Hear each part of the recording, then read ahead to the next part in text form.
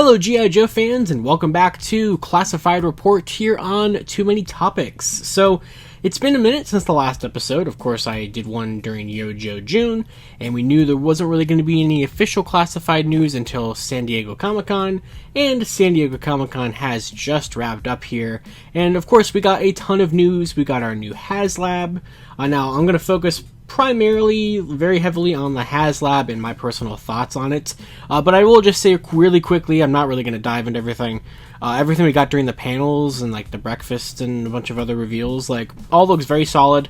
I will be putting Amazon affiliate links in the description below for the final two 60th anniversary figures, Road Pig and Raptor, the 4 figures that went for pre-order this past Friday that were retail.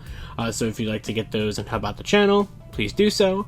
I think the 2-pack that went up on Pulse for the Twilight Guard and the Steel Core Commander is amazing. I definitely want that set. And then, of course, we got our PulseCon exclusive reveal, which is going to end up being Starduster. And then, as always, we got renders and stuff. The Cobra Claw looks amazing. We got some stuff for, like, leather back, leather neck. So, really cool things. But I'm not going to talk about all that in like great detail. Let's go ahead and move on to the big thing, the thing that the video title is about, the big talk of the town in the world of G.I. Joe Classified, and that is our 3rd annual Classified Series Haslab project. So, we've known for a while either what this was going to be and when it was going to launch, so nothing here was very surprising. For like a year almost, I feel, the Rattler has been rumored to be the Haslab. There was leaks of it, some very substantial leaks in the last couple of weeks. Leaks in the weeks. And it's really cool that we finally have it. But I wouldn't say I'm underwhelmed. I'm definitely not overwhelmed.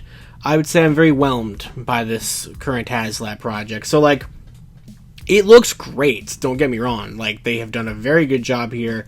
I think it's honestly hard to say which Haslab of the 3 of them have been the best one, because they all just offer something so unique to the table that it's kind of like, of course you're going to compare them, but it's kind of unfair to compare them. So, the Haslab launched on Thursday night.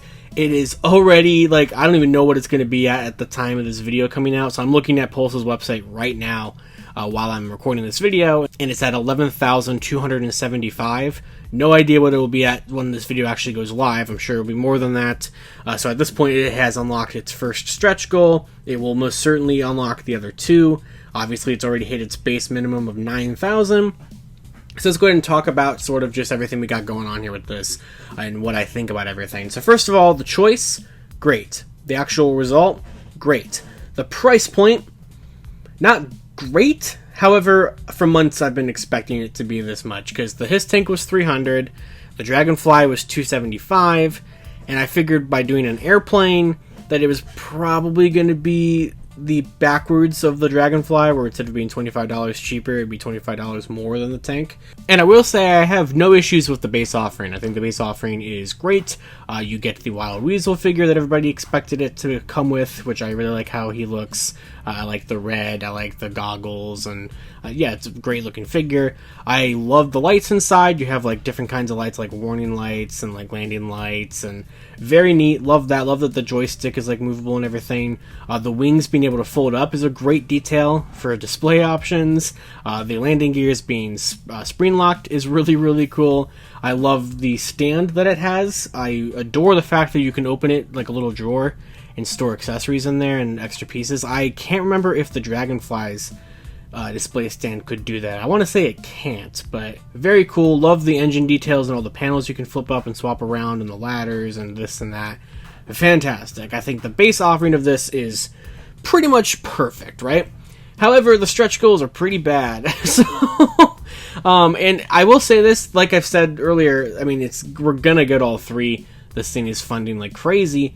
But even Hasbro, like, isn't even pretending like we're not going to unlock these. Because, like, in the past, the stretch goals were just renders, right? And then once they got unlocked, you know, maybe there would be a prototype of them, like, at the Comic-Con booth or something, right? But we wouldn't see physical pictures of them for a while. Not this time. This time we have full-on press shots or promo shots of all the stretch goals. The stretch goals, like, painted prototypes of them alongside the Rattler itself, were on display at the booth at Comic-Con after they revealed it. So, like, and they even include them in, like, the product shot of, like, all the stuff that you get with it. So, like, even they know that we're gonna get these. Like, it's not even like it's crazy. And you know, I think that kind of also starts to kind of point out how not great these are and how they're kind of thrown together. Like, I'm really not impressed by the stretch goals. Patches is very, very lame. And we have unlocked the patches, so yay. Can't wait to never do anything with those in my entire life.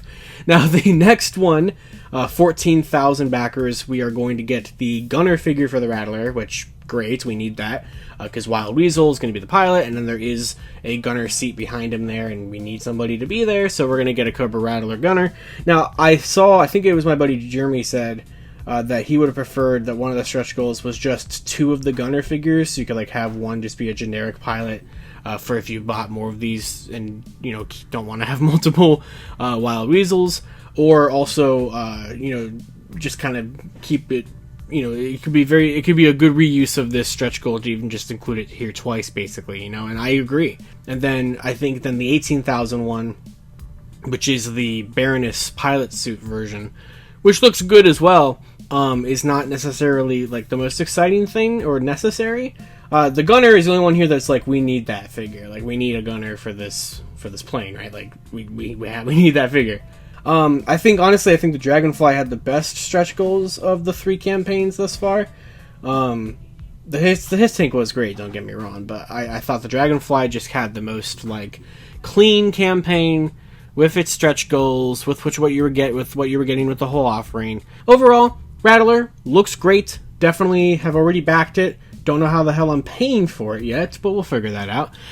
And of course, it has an estimated ship date of the end of 2025. So let me know down in the comments below. I'm not as mad about this as everybody else is with patches and shit. I don't think this makes it like the worst Haslab or... So at the end of the day, I'm not as mad about this as like everybody else is. It seems to be. I think it's a great looking Haslab. I think they've done a good job, as they always do, from the G.I. Joe team here, and I can't wait to get one for my collection and not use those patches. So let me know down in the comments below, did you back the Rattler, or are you going to back the Rattler, and what would you have done differently for the stretch goals, or are you cool with it? You know, I'm curious everybody's thoughts about this down in the comments below. At the end of the day, we know we get these every year, reasonably predictable formats in terms of like budgeting and time-wise and everything, and so it's exactly basically what I expected it to be from all the leaks and all the rumors and such, and here we are. So that's going to do it. Of course, until next time, you guys can follow me on Twitter at LiveRangerKey or at ClassifiedFigGI, and I will see you all later. Yo, Joe.